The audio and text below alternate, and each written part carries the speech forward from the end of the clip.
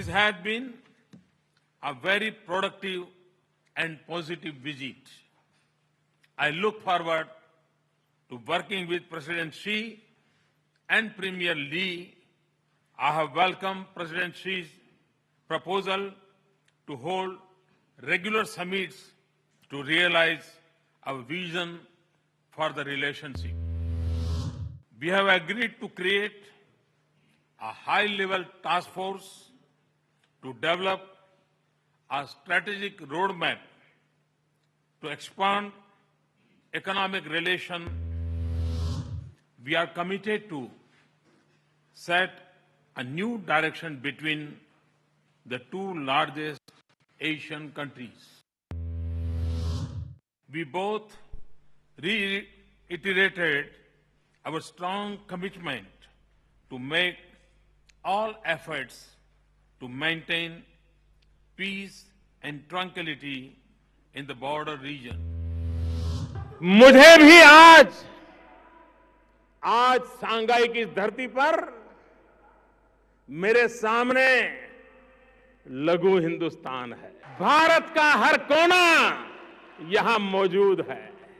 शायद यानी मंच पर आते तक मैंने भी नहीं सोचा था कि 16 मई एक साल के बाद मुझे ऐसा अवसर मिलेगा जो अवसर आज पूरा लघु भारत मेरे पास है। आज मैं आपसे आशीर्वाद मांगने आया हूं। आप मुझे आशीर्वाद दें कि भारत की विकास यात्रा की ओर जो हमने कदम बढ़ाए हैं उसे हम सफलतापूर्वक पार करें। परिश्रम करने में कोई कमी नहीं रखूंगा। एक दिन भी छुट्टी ली है क्या? वैकेशन मना रहा हूं क्या? आराम कर रहा हूं क्या? दिन रात ईश्वर ने जितना समय दिया, शक्ति दी, मैंने ईमानदारी से उसका पालन किया है कि नहीं किया है? हर किसी के सीखने का प्रयास करता हूं कि नहीं करता हूं? हमारे आलोचकों से भी सीखना चाहता हूं कि नहीं चाहता हूं? दुनिया में जो अच्छा हो रहा है उससे भी सीखने की कोशिश करता हूं कि नहीं करता हूं? एक विद्यार्थी की तरह खुले मन से हर अच्छी बात का स्वागत करने का प्रयास करता हूं और देश के लिए लागू करने के लिए कोशिश करता हूं। दुनिया में ऐसी बहुत घटनाएं हैं और भारत ने तो अपनी सूझबूझ का परिचय करवा दिया है। वरना मेरा बायोडेटा देख करके कोई मुझे प्रधानमंत्री बताएगा क्या? आपकी कंपनी में मुझे शेयर खरीदना है तो दोगे क्या? नहीं तो कह रही यार ये चाय बेचने वाला ना रेल के डिब्बे में चाय बेचने वाला वो प्रधानमंत्री। We have refined our foreign direct investment policy in construction. We are also coming up with a regulatory framework for this sector. We have a lot in common and we can do a lot together. We want to make things in India. For the purpose, we have launched a campaign called Make in India.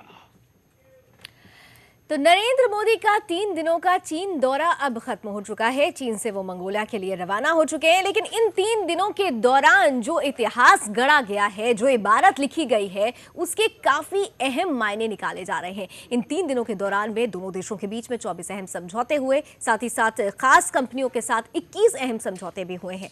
तमाम तरीके की बातें आ रही है। कहा जा रहा है कि चीन के साथ ये जो समझौते हुए हैं वो एक नई इबारत लिखेगा, लेकिन इन सब के बीच एक सवाल जरूर छूट गया है कि क्या जो समझौते हुए हैं उन समझौतों के बीच में सीमा विवाद और अरुणाचल प्रदेश का मुद्दा नहीं होना चाहिए था। बहरहाल तमाम तरीके से इस 3 चीजों को देखा जा रहा है। आज उन्हीं को संभालने की और जानने की कोशिश करेंगे। 2 मेहमान मेरे साथ इस वक्त टीवी स्टूडियो में जुड़ चुके हैं। उनसे मैं आपको रूबरू कराऊं उससे पहले उन 24 समझौतों में जरा फटाफट एक नजर डाल लीजिए कि आखिर किस तरीके से चीन और भारत एक नई इबारत लिखने को तैयार है। और चीनी रेलवे के बीच रेलवे के विकास को लेकर समझौता, एजुकेशन एक्सचेंज को लेकर समझौता, खनन क्षेत्र में समझौता, दूरदर्शन और सीसीटीवी के बीच प्रसारण के क्षेत्र में समझौता, कौशल विकास को लेकर समझौता, पर्यटन को बढ़ावा देने के लिए समझौता, भू विज्ञान और अंतरिक्ष में सहयोग को लेकर समझौता, डेवलपमेंट रिसर्च सेंटर और नीति आयोग पर समझौता, चीन चेन्नई और भारत शेनगडू में वाणिज्य दूतावास खोलेगा, योग कॉलेज की स्थापना के लिए समझौता, औरंगाबाद और दुनहुआंग के बीच सिस्टर सिटीज संबंधों को लेकर समझौता, कर्नाटक और सिचुआन के बीच सिस्टर स्टेट संबंधों के लिए समझौता, भारत चीन थिंक टैंक स्थापना के लिए समझौता, भूकंप विज्ञान के विकास के लिए समझौता, चीन के सहयोग से अहमदाबाद में स्किल डेवलपमेंट इंस्टीट्यूट खोलेगा, व्यापार क्षेत्र में सहयोग, साथ मिलकर काम करेंगे दोनों देशों के विदेश मंत्रालय, आयात के क्षेत्र में सेफ्टी रेगुलेशन, समुद्र विज्ञान के क्षेत्र में सहयोग, भू विज्ञान क्षेत्र में सहयोग, भारत चीन स्टेट लीडर्स फोरम बनेगा, चेन्नई चोंगकिंग का साझा विकास, हैदराबाद चिंगदाओ का साझा विकास, गांधीवादी अध्ययन के लिए सेंटर।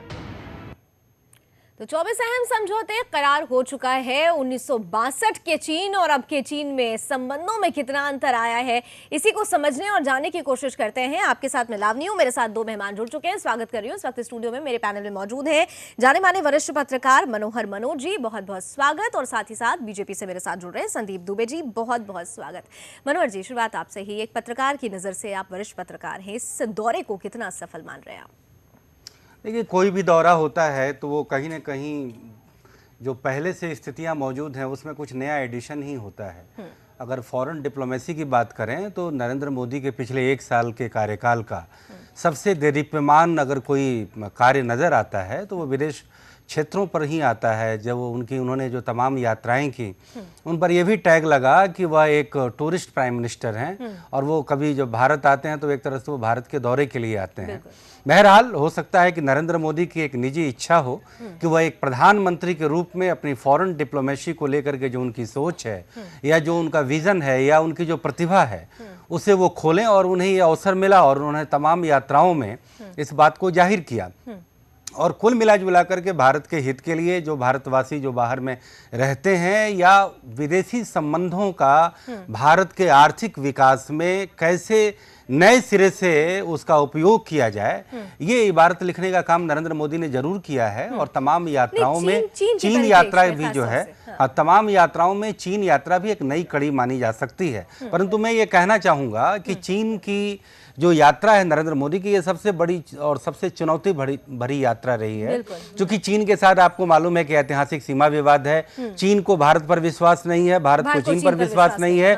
चीन अक्साई चीन में 1962 के युद्ध में उतनी भूभाग हड़प लेने के बाद आज भी कहता है कि भारत का चीन का करीब 80,000 किलोमीटर 8,000 वर्ग किलोमीटर इलाका जो है भारत ने हड़पा हुआ है, और भारत का दावा है कि करीब 1800 वर्ग किलोमीटर इलाका जो है वो चीन के कब्जे में है। कोई बात ही नहीं हुई नहीं, उस पे तो बात का क्रम तो बहुत पहले से चल रहा है।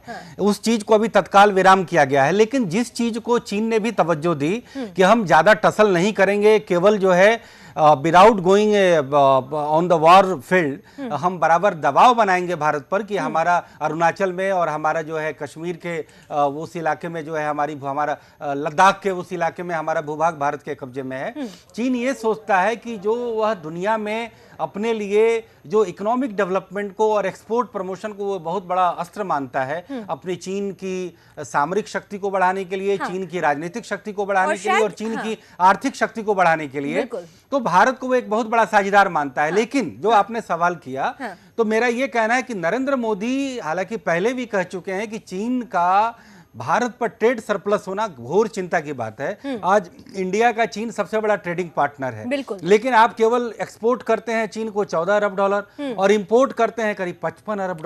तो ये 40 से 45 अरब डॉलर का जो ये ट्रेड डेफिसिट है, और जबकि चीन आप करना बहुत जरूरी था। बिल्कुल, जबकि चीन, लेकिन इस दौरे में हमें वो चीज नजर नहीं आई। नहीं, वो चीज नजर नहीं आई। मुझे लगता है कि इसमें भारत को चीन पे दबाव बनाने से ज्यादा अपने यहाँ मैन्युफैक्चरिंग प्लांट को ज्यादा खोलना बदलना होगा। नंबर 2, चीन से जो इंपोर्ट आप करते हैं जो चीजें, खास के इलेक्ट्रिकल इक्विपमेंट वगैरह, उसका आपको सब्स्टिट्यूट खोजना पड़ेगा, तभी आप चीन से जो है। आपको बताऊं, उसी सब्स्टिट्यूट के तहत एक समझौता भी हुआ। आज जो 21 करार हुए हैं उसमें उस सब्स्टिट्यूट को भी टटोलने की कोशिश की गई थी। मेक इन इंडिया के तहत कुछ कंपनियां आ रही हैं हमारे यहाँ, तो चलिए ये एक फायदा जरूर है। लेकिन फिर भी जो एक कहा जा रहा था कि बैक ऑफिस है इंडिया, नरेंद्र मोदी ने जो समझाने की कोशिश की कि आप ओपन मार्केट है और हम बैक ऑफिस हैं, उसमें बात तो कही गई, लेकिन इम्बैलेंस अभी फिर भी दिखाई दे रहा है। मेरे साथ संदीप जी भी जुड़े हुए हैं। संदीप जी, आज जब भारतीय समुदाय के लोगों को नरेंद्र मोदी जी संबोधित कर रहे थे, पहले तो आपको बहुत बहुत बधाई, 1 साल पूरा होने वाला है। 26 तारीख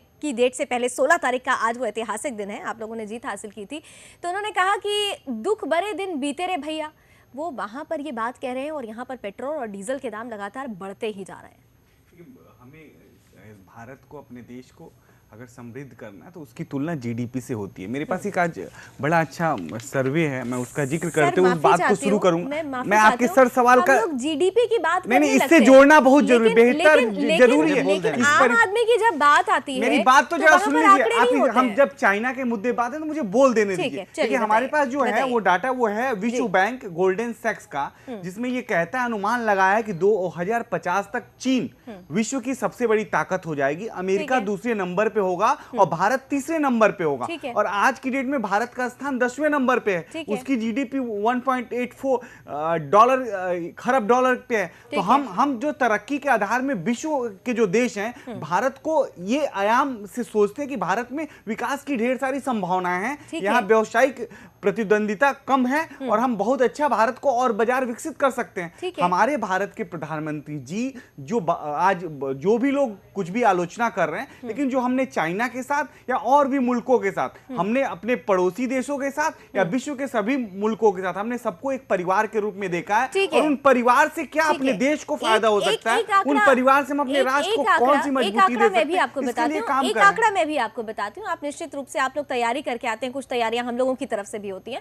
60 से 65 लाख युवा आज भी देश में बेरोजगार हैं। हम मेक इन इंडिया की बात कर रहे हैं, ये आंकड़ा और भी बढ़ सकता है। जैसे जैसे महीने बीतेंगे, दिन बीतेंगे, आंकड़ा बढ़ेगा ही। हर रोज ये आंकड़ा बढ़ता है।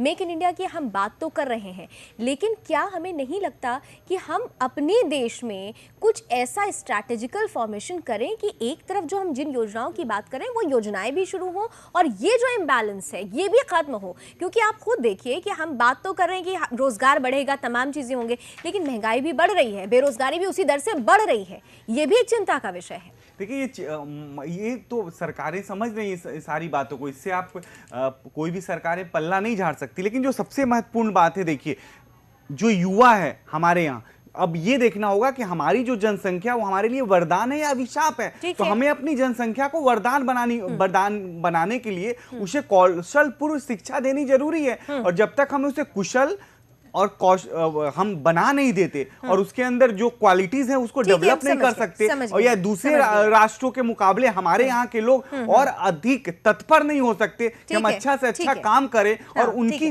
भागीदारी जब तक सुनिश्चित नहीं होगी मेन स्ट्रीम में, तो हम कैसे अपने भारत को और अच्छा ले जा सकते हैं। और प्रधानमंत्री जी की यही सोच उनकी हर योजनाओं में आपको दिखेगी कि वो बार बार मानसिक परिवर्तन से व्यवस्था परिवर्तन की बात करते हैं कि हम भारतीय अगर चाहें कि हमें गरीब नहीं रहना तो दुनिया हमें गरीब बना के नहीं रख सकती। संदीप जी जिस तरीके से तर्क दे रहे हैं, स्वाभाविक सी बात है, वो जिस पार्टी से है निश्चित रूप से वो बातें रखेंगे ही रखेंगे, हम उसका स्वागत भी कर रहे हैं। लेकिन सबके बीच आप ये देखिए कि हम जो बातें कर रहे थे, हम चीन के साथ संबंधों की बात कर रहे थे, जितनी भी योजनाएं हैं या जितने भी समझौते हुए हैं, कोई बड़ी घोषणा नहीं हुई।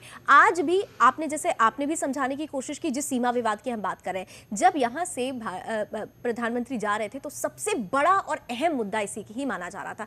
वहां पर बातचीत हुई, लेकिन बातचीत तो पता नहीं कब से हो रही है, निर्णय कब होगा, नरेंद्र मोदी से एक उम्मीद की जाती है। देखिए भारत और चीन इकोनॉमिक पार्टनर जरूर सबसे बड़े हैं, लेकिन अभी दिली तौर पे वे एक दूसरे के बहुत बड़े पार्टनर नहीं हैं। हाँ। जहां भारत सशंकित है वहीं चीन भी सशंकित है, और कहीं न कहीं उनमें एक टग ऑफ वॉर चल रहा है एशिया में अपना प्रभुत्व बढ़ाने के लिए। हाँ। लेकिन मुझे लगता है कि डिप्लोमेटिक तरीके से नरेंद्र मोदी ने भरपूर प्रयास किए हैं। चाइना के खिलाफ उन्होंने कभी गलत जेस्चर नहीं दिया। अमेरिका, जापान, रूस और तमाम से कनेक्शन करते हुए चाइना के दौरे पर वो मुख्यमंत्री के रूप में, गुजरात के मुख्यमंत्री के रूप में भी 4 बार जा चुके थे।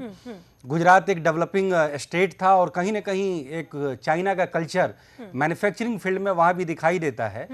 जो महत्वपूर्ण बात जो नरेंद्र मोदी की यात्रा की मुझे ये लगती है कि जो सिविल न्यूक्लियर एक्सपोर्ट को 40 देशों का एक संगठन है, हाँ। उस संगठन में चीन का जो है रवैया जो है भारत के प्रति अड़ियल था, उसमें भारत ने एक डिप्लोमेटिक प्रेशर बनाया है कि चीन उसको कंसिडर करे।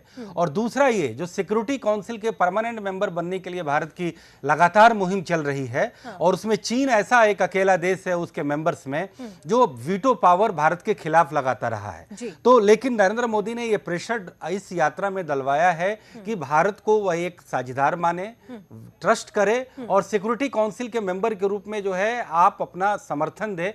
कहीं ना कहीं एक जेस्चर के रूप में चीन की तरफ से इतिहास रहा है, क्या हम इस पर भरोसा कर सकते हैं कि इस बात का असर पड़ेगा? आपको उसको परसुएट करना होगा, हाँ। आपको उसे मनाना पड़ेगा, कई एंगल से आपको देखना पड़ेगा। चीन को यह मालूम है कि भारत के साथ उसका बहुत बड़ा व्यापार है, भारत की चिंता यह है कि हमारा ट्रेड इम्बैलेंस है तो हम इंपोर्ट सब्स्टिट्यूट करें या अपने एक्सपोर्ट को चाइना को मनाए कि जैसे कॉटन नहीं ले रहा है वो, हमारा जो है वो जो मिनरल्स हैं वो नहीं ले पा रहा है जल्दी। तो ये चीजें जिस पर भारत का एडवांटेज है वो चीज लें। बाकी आप समझौतों की जितनी बात कर रही हैं, विशेषज्ञों का मानना यह है कि वो बहुत कोई इंपॉर्टेंट समझौते नहीं हैं और उन मामलों में खासकर स्किल डेवलपमेंट के मामले में या इन चीजों के मामले में चीन को उतनी बढ़त नहीं है और वह बढ़त जितनी भारत को है उतनी उसको ही है। लेकिन बहरहाल जो संबंधों का आयाम है वो बढ़ना चाहिए। लेकिन पिछली बार जो चीन के राष्ट्रपति जो आए थे तो उन्होंने कहा था कि 25 अरब डॉलर चीन का निवेश होगा भारत में। हाँ। बताया ये जा रहा है कि उस निवेश में अभी भी डेडलॉक है, गतिरोध है और उसका बात अभी आगे बढ़ा नहीं है। तो इन सब चीजों को लेकर के जब तक कोई डेवलपमेंट नहीं होता है तब तक हम ये नहीं कह सकते कि चीन की यात्रा बहुत सफल है। परंतु ये जरूर है कि एक कदम और एक मील का पत्थर जरूर साबित हुआ है। विदेशी मामलों के जानकार मनन द्विवेदी जी भी मेरे साथ फोन लाइन पर मौजूद हैं, उनकी नजरों से भी समझ लेते हैं। मनन जी, बहुत बहुत स्वागत है आपका सुदर्शन न्यूज में। और 2 दिन पहले जब पहला दिन था चीन में प्रधानमंत्री नरेंद्र मोदी का, तो तब आप और मैं जब बात कर रहे थे तो एक उम्मीद थी। आज वो दौरा खत्म हुआ है, क्या आप मानते हैं कि जिस उम्मीद के साथ वो चीन दौरे पर गए थे वो उम्मीद वाकई पूरी हो पाई है? हाँ जी, मेरा ये मानना है कि जो उम्मीद थी वो उसी उम्मीद से, उसकी एस्पिरेशन से पूरी की पूरी बात, पूरे का पूरा जो दौरा है, जो टूर हुआ, अच्छा पूरा हुआ है। क्योंकि हम अगर देखें कि जब कोल्ड वॉर हुआ करता था तब भी सोवियत यूनियन और अमेरिका के बीच में ट्रीटी होती थी, समिट होती थी, तो फिर बहुत नई बातें सामने निकल कर नहीं आती थी। पर हम देखेंगे कि कल्चरल डिप्लोमेसी की बात की गई है। टेराकोटा वॉरियर्स के साथ जो फोटोग्राफ खिंचवाए हैं हमारे प्रधानमंत्री ने, तो हम देखेंगे कि जो पावर प्रोजेक्शन है वो भारत में लैकिंग था यूपीए सरकार के दौरान, पर ये पावर प्रोजेक्शन अब बढ़ गया है। और पावर प्रोजेक्शन के साथ हम चीन के पावर प्रोजेक्शन के साथ एक कॉन्सोनेंस, एक समरसता ला रहे हैं। तो ये एक ऐसी चीज है कि जिसमें हम चीन को मीट भी करेंगे। और हमने ये बात बहुत अच्छे तरीके से कही है कि जो OBOR का जो इनिशिएटिव है, जो बेल्ट और रोड का जो इनिशिएटिव है, उसमें हम लोग उसके साथ नहीं है।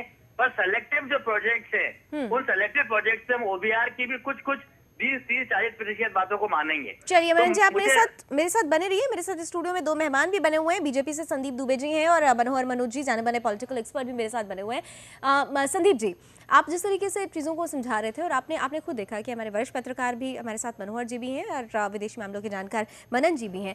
ठीक है, बहुत हद तक उम्मीदें पूरी हुई हैं, लेकिन फिर भी जो हम जिस उम्मीद की हम बात कर रहे थे वो उम्मीद पूरी नहीं हो पाई है। तो ऐसे में अब तो जो विपक्ष है वो भी अपनी तरफ से प्रतिक्रिया दे रहा है। फारूक अब्दुल्ला साहब की बात आपने सुना होगा कि जो समझौते हुए हैं या जो दौरा हुआ है वो कितना सफल हुआ है वो चीन और खुदा ही जानते हैं। वो एक तरीके से टारगेट फिर से किया जा रहा है। देखिए, विपक्ष का काम है आलोचना करना, लेकिन विपक्ष को ये चीजें समझनी चाहिए कि जो माहौल भारत को लेके विश्व के पटल पे भारत का बना है उसका कहीं ना कहीं भारतीयों का उसमें श्रेय है। देखिए, चीन की यात्रा का महत्व इसलिए अभी बढ़ा हुआ है, उसके पीछे रीजंस हैं, मैं बता रहा हूँ। चीन आने वाले समय में विश्व की एक बहुत बड़ी शक्ति बनने जा रहा है और एशिया का देश है, हम उसके पड़ोसी मुल्क हैं। हम भी चाहते हैं कि हम एक ताकतवर राष्ट्र बने, विश्व के पटल पे आगे आए और भारत का नाम विश्व के पटल पे हो, जैसे मैंने आपको आंकड़ा भी दिया। तो हमें क्या करना होगा, एक प्रतिस्पर्धा जनरेट करनी पड़ेगी कि जो चीन में व्यवसाय हो रहा है या चीन में जिस तरह की सुविधाएं सरकार दे रही है उससे बेहतर हम व्यवसायिक माहौल और सुविधाएं अपने यहाँ भी दें, ताकि हमारे यहाँ जो है कंपनियां भी आए, हमारे लोग भी उसमें इन्वेस्ट करें और अच्छा काम हो, ताकि हम भी डेवलप करें, ताकि विश्व के पटल पे अगर भारत और चीन में भी प्रतिस्पर्धा हो तो भारत उससे पीछे ना रह जाए। उसके पीछे कई रीजंस भी हैं। देखिए, हमारे यहाँ जितनी भी योजनाएं चलती लगभग उसमें कंपनियों के मामले में सरकारी हस्तक्षेप ना के बराबर होता है, जबकि चाइना में बिना सरकारी हस्तक्षेप के आप एक कंपनी नहीं लगा सकते। हमारे यहाँ कंपनियों के इंसेंटिव तक का प्रावधान है, नई सरकार ने रखी कि आए आप भी खोल सकते हैं, भारत के लोग भी खोल सकते हैं, वहां ये चीज नहीं है। तो तरह तरह की जितनी भी सुविधाएं भारत के अंदर, ज्यादातर जो माहौल है बाजार का वो मजबूत बाजार का माहौल बनता जा रहा है। तो चीन के प्रतिस्पर्धा में जब हम बेहतर सुविधाएं देंगे तो एशिया की जो कंट्रीज हैं उसमें चाइना आने के बजाय लोग भारत को प्रेफर करेंगे, हमारा व्यापार और मजबूत होगा। और आर्थिक दृष्टि से देखिए, विश्व के पटल पे आप तब मजबूत होंगे जब भारत आर्थिक दृष्टि से मजबूत होगा। लेकिन फिर भी आपने खुद अभी कहा कि एशिया के शेर के रूप में अगर देखा जाए तो एक ताकत के रूप में देखा जाए तो चीन वो ताकत है, भारत उस ओर अग्रसर हो रहा है। तो भारत को भी, और भारत को जब नरेंद्र मोदी साहब प्रतिनिधित्व उसका कर रहे हैं, अंतर्राष्ट्रीय पटल पर अपनी चमक बिखेर चुके हैं, जहां जा रहे हैं दम भर रहे हैं, तो उस तरीके से उन्हें अपनी बात रखनी चाहिए। हालांकि वो रख रहे हैं, उसको समझने में हम लोग थोड़ा गलत कर रहे हैं। मैं बार बार इस चीज को मैं जनता को बता दूं, एक मिनट मेरी बात पूरा हो जाने दीजिए। जनता को बता दूं, मैं पहले भी कहा कि पूरा विश्व एक परिवार है और पूरे विश्व के वो जाने जिस देश में जाते हैं वहां की जो सबसे अच्छी चीज है वो तो हम जानते हैं, वो कैसे मुहिम बनाते हैं, वो लेकर मॉडल बना, ताकि हमारा भारत विश्व का परिवार लेकिन चीन के परिप्रेक्ष्य में क्यों नहीं ये बात उठाई गई, संदीप जी, क्यों नहीं ये बात उठाई गई? पाकिस्तान को चीन $46 अरब का निवेश करता है। पाकिस्तान को अगर हम देखते हैं डिफेंस के मामले में भी वो सपोर्ट करता है। पाकिस्तान के जरिए ही आप देखें तो ग्वादर एयरपोर्ट की जो बात चल रही है, जबकि चीन भी ये समझता है नफरत की बीज बोके हम पूरे विश्व में अगर नफरत की चीन पर हम कैसे इस तरह से विश्वास कर लें, पारिवारिक माहौल खराब करें, तो मुझे लगता है कि ये सही नहीं है, उचित नहीं है इस परिप्रेक्ष्य में। लावनी जो आप जो सवाल उठा रही हैं पाकिस्तान से संबंधों का, तो देखिए ये दुश्मन का दुश्मन दोस्त होता है। हमारे चीन के साथ ताल्लुकात का एक अपना ऐतिहासिक आधार है। मैं डिस्कवरी ऑफ इंडिया में जवाहरलाल नेहरू की जो एक अद्वितीय किताब है, मैंने देखा है कि नेहरू जी बड़े दुनिया के तमाम मुल्कों के बहुत बड़े जानकार थे और उस पूरे किताब में, चाहे वो इंडिया के हिस्ट्री से जाए या मॉडर्न में जाए, उन्होंने चीन की लगातार तरफदारी की और वही चीन के चाउ एन लाई ने उनके पीठ पे एक तरह से छुरा घोंपा और उनकी एक तरह से जान भी गई चीन के युद्ध में हार के शौक से। तो कहीं ना कहीं हम भारतीयों को चीन से एक ऐसा सदमा पहुंचा है और चीन जो है भारत को एक राइवल समझता है।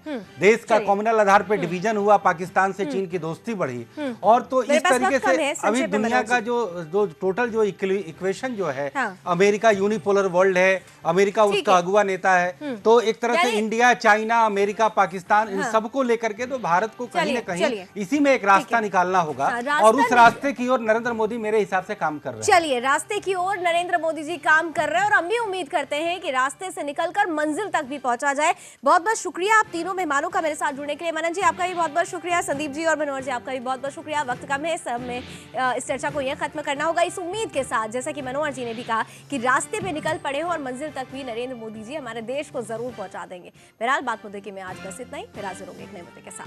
जय।